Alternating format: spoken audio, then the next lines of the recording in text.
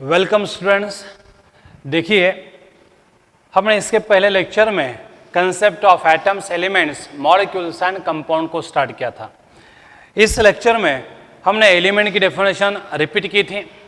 The simplest form of matter that cannot be further simplified by any simple means is called as element. ऐसे 118 element हमें मालूम है, उसमें से 92 naturally occurring है और 26 क्या है, आर्टिफिशियल है, सिंथेटिक है, देखा था हमने। अब हमें देखना है एटम को। एटम की डेफिनेशन हमने की थी। आज एटम को हम स्मॉलेस्ट पार्टिकल ऑफ मैटर नहीं कह सकते, क्योंकि उसके बाद हमें 36 पार्टिकल्स मालूम पड़े जो एटम के अंदर होते हैं। मतलब एटम से भी छोटे छोटे पार्टिकल एग्जिस्ट होते हैं। मतलब अब एटम को हम स्मॉलेस्ट पार्टिकल ऑफ मैटर नहीं बोल सकते।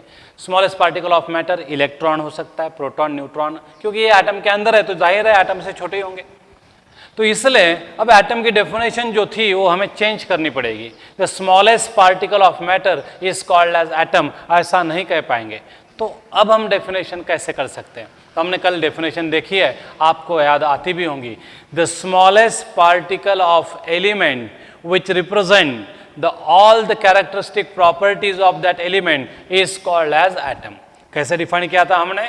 The smallest particle of element which represent all the characteristic properties of that element is called as atom. तो इस तरह से हमने एटम को डिफाइन किया था। अब आपको एटम, ये वर्ड कौन से वर्ड से तैयार हुआ है ये भी पता है, एटोमास। एटोमास का मतलब है इंडिविजिबल, इनडिस्ट्रक्टिबल। तो इस तरह से आज के तारीख में हम एटम को डिफाइन करते हैं। आपको जब भी एटम को डिफाइन करना हो तो इसी तरीके से डिफाइन करना पड़ेगा।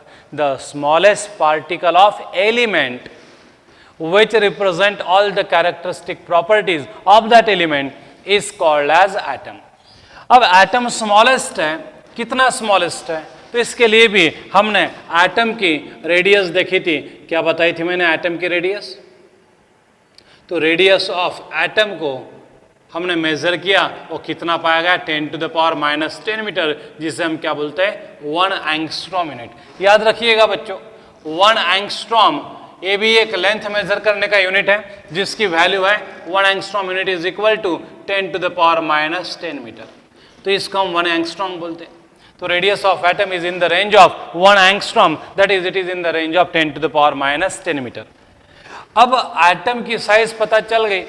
रुदरफोर्ड ने हमें बताया था कि एटम के अंदर एक रिजिड, बहुत ही हार्ड न्यूक्लियस रहता है और एटम की तुलना में वो बहुत बहुत छोटा होता है। उसका एक्सपेरिमेंट आपको मालूम है। Most of the beta rays क्या हो गए थे? सीधा पास हो गए थे और वेरी फ्यू गेट स्कैटर्ड। इस एक्सपेरिमेंट से देखो बच्चों, इस ऑब्जर्वेशन से उसने कितना सटीक कंक्लूजन निकाला है।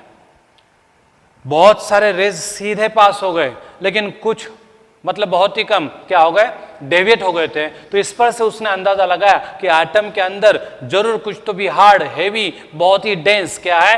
पार्टिकल है। और उस पार्टिकल को उसने क्या कहा? न्यूक्लियस का। तो हम जब भी एटम निकालते हैं तो इस तरह से निकालते हैं। यह है एटम और यह है ब्लैक डॉट न्यूक्लियस। तो न्यूक्लियस और एटम के साइज में क्या रिलेशन है भाई? जाहिर है न्यूक्लियस एटम के अंदर है तो न्यूक्लियस छोटा ही होगा एटम से, लेकिन कितना छोटा होगा? तो न्यूक्लियस की रेडियस हमने मेजर की और वो भी आपको मैंने कल बताई थी। What is the radius of nucleus? 10 to the power -15 metre. 10 to the power -15, इसको हम क्या कहते हैं? 1 फेम्टो कहते हैं। तो 1 फेम्टोमीटर, तो ये स्मॉल है, सही। तो 1 फेम्टोमीटर। तो radius of nucleus is in the range of 1 femtometre, that is 10 to the power -15 metre, and radius of atom is in the range of 1 angstrom unit, that is 10 to the power -10 metre. ये मैंने आज वापस बताया, इसलिए वापस बताया कि ये टेक्स्ट बुक में गलत फिगर्स दिए हैं। इसको बोला है रेडियस ऑफ एटम, मतलब रेडियस ऑफ न्यूक्लियस को उन्होंने रेडियस ऑफ एटम बोला है, तो हमारे फिर सारे कैलकुलेशन गलत हो जाएंगे। तो आपको ये ध्यान में रखना है। कल भी बताया था, आज भी मैं वापस बता रहा हूँ। जब मैं आपको नोट्स दूंगा तो आपको यहाँ पे करेक्शन करने का है, ठीक है? तो देखिए बच्चों, अब एटम और न्यूक्लियस के बीच में कंपैरिजन करेंगे तो कौन छोटा होगा? तो जाहिर है न्यूक्लियस। कितना छोटा होगा? तो इसका भी हमने कल एग्जाम्पल देखा था और हमने कहा था कि एटम के तुलना में न्यूक्लियस 1 लाख गुना छोटा है। कितना है? 1,00,000 गुना छोटा। फिर इसको इमेजिन करने के लिए मैंने एग्जांपल दिया था, अगर आप 1 किलोमीटर रेडियस वाला सर्कल निकालोगे और उसी सर्कल के साथ कॉन्सेंट्रिक 1 सेंटीमीटर वाला सर्कल निकालोगे तो 1 सेंटीमीटर रेडियस वाला सर्कल जो है that represents the size of nucleus and 1 kilometre radius वाला जो सर्कल है दैट रिप्रेजेंट्स द एटम। तो इमेजिन करो कि एटम न्यूक्लियस के तुलना में कितना बड़ा है, कितनी सारी एम्प्टी स्पेस उसमें है। जो रुदरफोर्ड ने बताया था वो सही पाया गया, बराबर है। तो ये हमने कल देखा था। अब एटम टाइनी पार्टिकल है, पार्टिकल मतलब मैटर है वो, बराबर है ना, पार्टिकल हम मैटर को ही कहते हैं। अब मैटर है तो उसने वॉल्यूम भी ऑक्यूपाई किया होगा। रेडियस मालूम है तो हम 4/3 पायर क्यूब से क्या कर सकते हैं? वॉल्यूम निकाल सकते हैं। आपको स्फीयर का वॉल्यूम मालूम होगा, मेरे को मालूम नहीं है, शायद आपको मालूम होगा, है ना। ये 4/3 pi r cube, this is the formula for volume of sphere. तो इस तरह से आप आर की वैल्यू डाल दोगे, रेडियस ऑफ एटम की वैल्यू डाल दोगे तो आपको वॉल्यूम भी कैलकुलेट करते आएगा। अब रही बात मास की। अब what is the mass of atom? Atom tiny particle है तो जाहिर है उसका मास भी क्या होगा? बहुत ही छोटा होगा।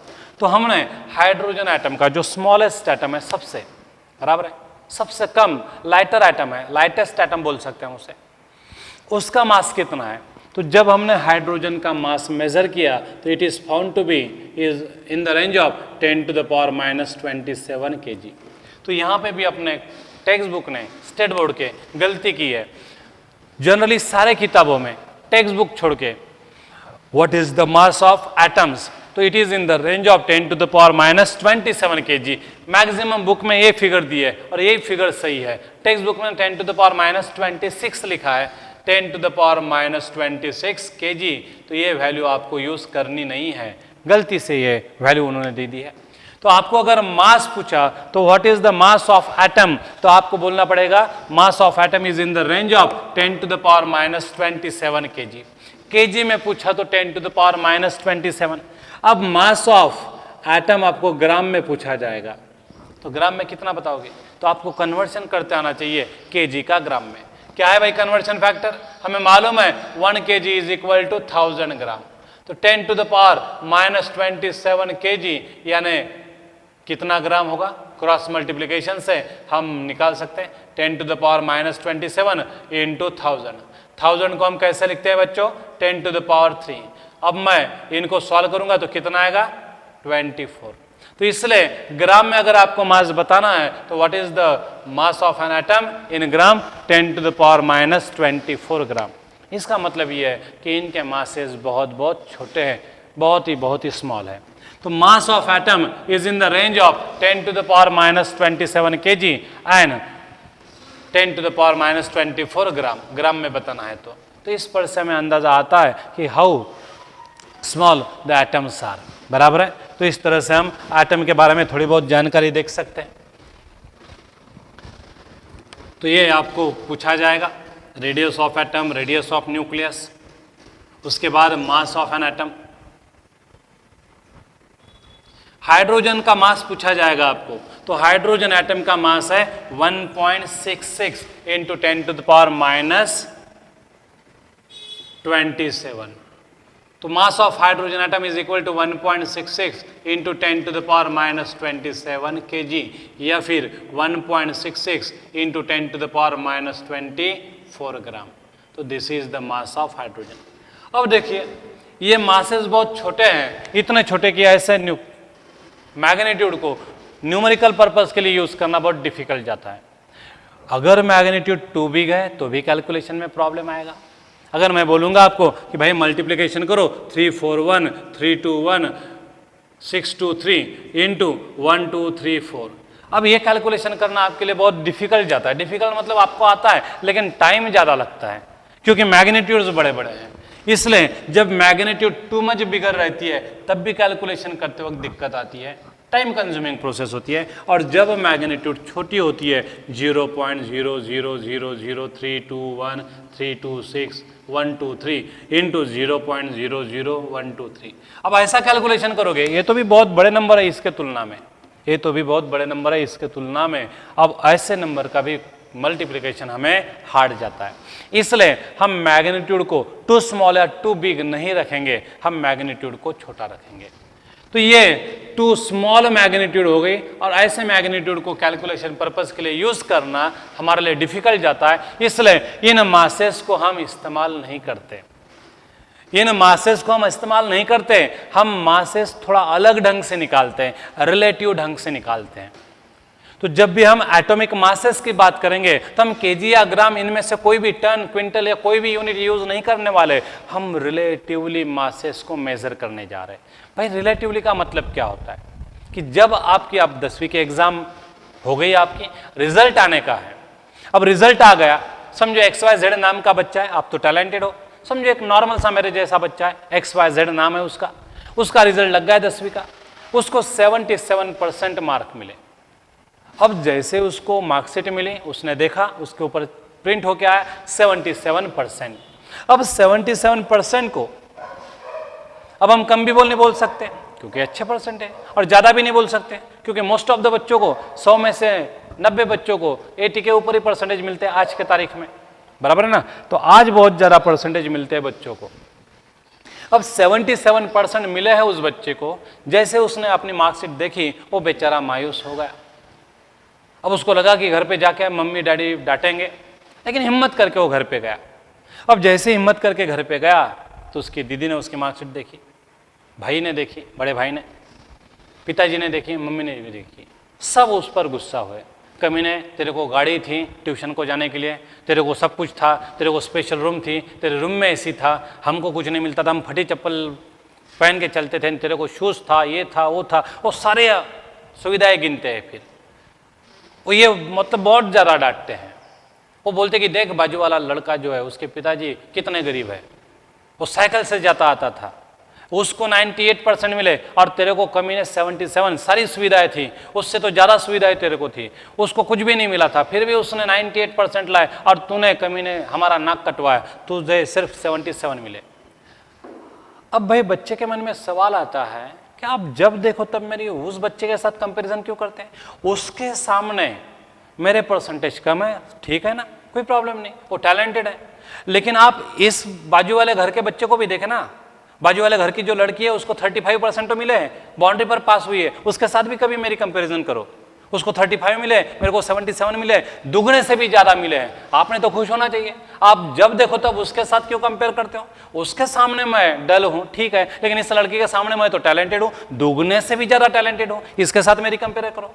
मतलब आपको 77% मिले हैं, आप कैसे डम्ब है या टैलेंटेड है तब तक नहीं बता सकते जब तक आपकी किसी के साथ कंपैरिजन नहीं की जाएगी।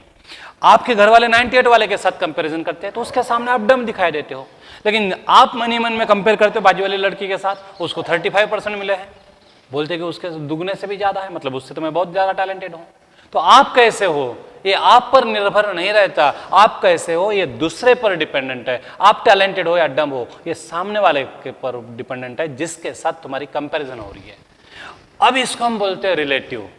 आपका टैलेंट जो है वो रिलेटिव है, किसी से ज्यादा टैलेंटेड हो तो किसी से कम टैलेंटेड हो, आदमी एक ही है लेकिन उसी को हम कभी टैलेंटेड कहते तो कभी लेस टैलेंटेड कहते। 98 वाले के सामने मैं आपको लेस टैलेंटेड कहूंगा और 35% वाले लड़की के सामने मैं आपको मोर टैलेंटेड कहूंगा। मतलब आप जो कुछ भी है दैट इज रिलेटिवली, वो रिलेटिवली मेजर किया जाएगा। तो वैसे हम एटॉमिक मासेस भी रिलेटिवली मेजर करते हैं। रिलेटिव मासेस क्या होते हैं हम डिटेल में देखेंगे ये टॉपिक के बाद, concept of atoms, element, come molecules and compound के बाद। तो एटम के लिए आपको इतना ध्यान में रखना है कि मासेस ऑफ एटम आज के तारीख में हम केजी या ग्राम में नहीं बताते, हम रिलेटिव मासेस का इस्तेमाल करते। How to measure relative masses we will see in next lecture.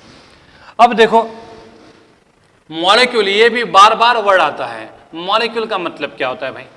Compound को तो हमने डिफाइन किया है, कंपाउंड की डेफिनेशन याद आती होगी, the form of matter formed by chemical combination of two or more elements in a fixed proportion is called as compound. याद आती है आपको definition? The form of matter obtained by chemical combination of two or more elements in a fixed proportion is called as compound. जैसे element छोटे छोटे atom से बना है वैसे कंपाउंड छोटे छोटे मॉलिक्यूल से बना है। बराबर है। अब मॉलिक्यूल को कैसे डिफाइन करेंगे? तो मॉलिक्यूल स्मॉलेस्ट नहीं है, एटम भी स्मॉलेस्ट नहीं है, तो मॉलिक्यूल तो बहुत दूर की बात है। फिर भी हम मॉलिक्यूल को स्मॉलेस्ट पार्टिकल बोलते हैं, लेकिन एक कंडीशन डाल देते हैं। कौन सी कंडीशन डाल देते हैं?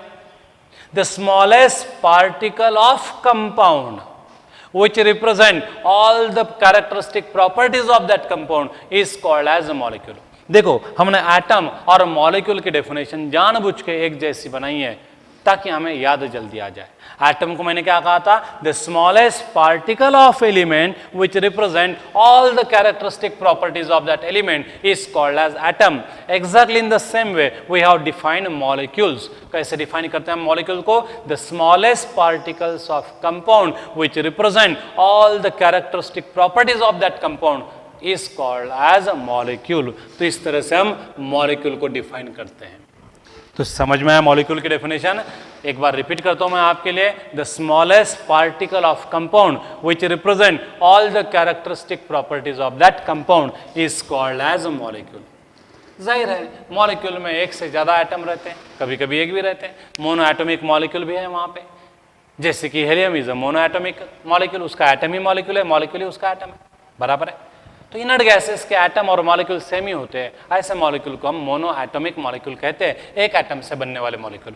तो मॉलिक्यूल में एक एटम होगा या एक से ज्यादा एटम होंगे, मतलब मॉलिक्यूल एटम से बड़ा ही होता है, बराबर है। तो molecules are bigger than atoms. अब इनकी साइज भी, अब मॉलिक्यूल बहुत मतलब वैरायटी ऑफ साइज हमें देखने को मिलती है। अगर आप पॉलीमर देखेंगे, ये चेयर है अपनी प्लास्टिक की, ये चेयर यानी एक ही पॉलीमर है, ऐसा भी बोल सकते हैं हम। बहुत ह्यूज मॉलिक्यूल है जिनका मॉलिक्यूलर वेट 20-20, 40-40 हजार रहता है। तो मॉलिक्यूल की साइज वेरी होती है। CH4 बहुत ही छोटा मॉलिक्यूल है, लेकिन पॉलीइथिलीन जो पन्नी आप लाते हैं, जिसे हम प्लास्टिक की कैरी बैग कहते हैं, वो एक ही मॉलिक्यूल है, बराबर है ना। वो एक ही मॉलिक्यूल है तो उसका मास बहुत ज्यादा है, बराबर है ना। तो हम मॉलिक्यूल के मास या मॉलिक्यूल की साइज बताने के झंझट में नहीं गिरेंगे, क्योंकि उसकी साइज बहुत ज्यादा वेरी होती है, तो फिर बता के कोई फायदा नहीं है। तो अब कंपाउंड हो गया, मॉलिक्यूल हो गया। अब देखो, जैसे एलिमेंट का स्मॉलेस्ट पार्टिकल एटम है, वैसे कंपाउंड का स्मॉलेस्ट पार्टिकल मॉलिक्यूल है। कंपाउंड की सारी कैरेक्टरिस्टिक प्रॉपर्टी मॉलिक्यूल दिखाता है, एलिमेंट की सारी कैरेक्टरिस्टिक प्रॉपर्टी कौन दिखाता है? एटम दिखाता है। Atom and molecule are equivalent, बराबर है। मतलब जैसे एलिमेंट का छोटा पार्ट एटम है, वैसे मॉलिक्यूल क्या है? कंपाउंड का छोटा पार्टिकल है। तो हम ऐसा लिख सकते हैं, एटम डबल डॉट एलिमेंट और ये ऐसा मॉलिक्यूल कंपाउंड। तो इस तरह से हम रिलेशन बता सकते हैं। जैसे एलिमेंट का छोटा पार्टिकल एटम है, वैसे मॉलिक्यूल का छोटा पार्टिकल क्या है? मॉलिक्यूल है। कंपाउंड का मॉलिक्यूल, एलिमेंट का एटम। जैसे पॉलीमर्स रहते हैं, पॉलीमर्स बिग मॉलिक्यूल रहते हैं जो छोटे छोटे मॉलिक्यूल के रिपीटेशन से बनते हैं। तो polymer an element and atom an a monomer. ये एलिमेंट क्या है? पॉलीमर है, बहुत सारे एटम से कंबाइन होकर बना है। जैसे पॉलीमर लार्ज नंबर ऑफ छोटे छोटे मोनोमर से बना रहता है, वैसे element large number of atom से बना रहता है। इसलिए monomer and atoms are equivalent, monomer and molecules are equivalent. जब मैं मॉलिक्यूल को रिपीट करूंगा थ्री डायमेंशनल स्पेस में, तो क्या बनेगा? कंपाउंड बनेगा। एक वाटर का मॉलिक्यूल है, लेकिन गिलास भर अगर हमने लिया तो क्या है? पानी है, कंपाउंड है, बराबर ना। तो इस तरह से atom is equivalent to monomer, molecule is equivalent to monomer, क्योंकि इनकी डेफिनेशन एक जैसे हम बनाते हैं इसलिए। तो इस तरह से हम एटम और मॉलिक्यूल को डिफाइन कर सकते हैं। अब हमें एटम के साथ जुड़ी हुई कुछ जानकारी देखनी है, जैसे atomic weight, atomic masses and how to measure atomic masses. और एटॉमिक मासेस के बाद फिर हमारा टॉपिक शुरू होगा मोल कंसेप्ट। तो हम नेक्स्ट लेक्चर में क्या देखेंगे? एटॉमिक मासेस, उनको मेजर कैसे किया जाता है, और फिर द मोस्ट अवेटेड टॉपिक जिसके लिए ये चैप्टर जाना जाता है वो है मोल कंसेप्ट। वो हम स्टार्ट करेंगे। धन्यवाद बच्चों।